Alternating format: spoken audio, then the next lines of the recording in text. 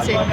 আমরা এতটা বাজি মহিলা, আমরা এতক্ষণ ধরে ফটো তুলছিলাম, যেই এবার সুধীর ফটো তুলতে আমরা পালিয়েছি যাতে ঝাড়টা আমরা না খাই। আমাদেরকে দেখে টাইমটা আমরা লাগাচ্ছিলাম। একটা আমরা এরকম শাড়ি পরে আছি তো সবার নজর কাছে, ওরা তুললে ওদের কত কিছু বলবে না, ওরা দেখতে। বাবা কি একসাথে পেয়েছি, প্রসাদ দিচ্ছে, ভোগ প্রসাদ আমি চলেছিলাম, দেয় এই যে চলে এসেছি। এই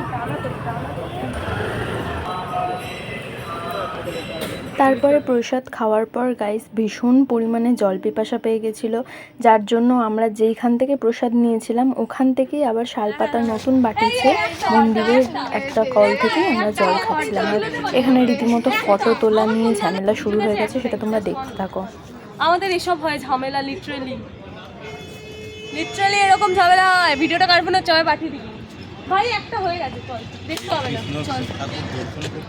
তারপরে গাইজ আমরা একটু হেঁটে হেঁটে ভিডিও করে নিলাম, সাথে পৌঁছেও গেলাম চায়ের দোকানে, এবং কি উদ্ভট জিনিস খেলাম যেটা শুনলে তোমরা অবাক হয়ে যাবে, তার জন্য সাবস্ক্রাইব করে রাখো।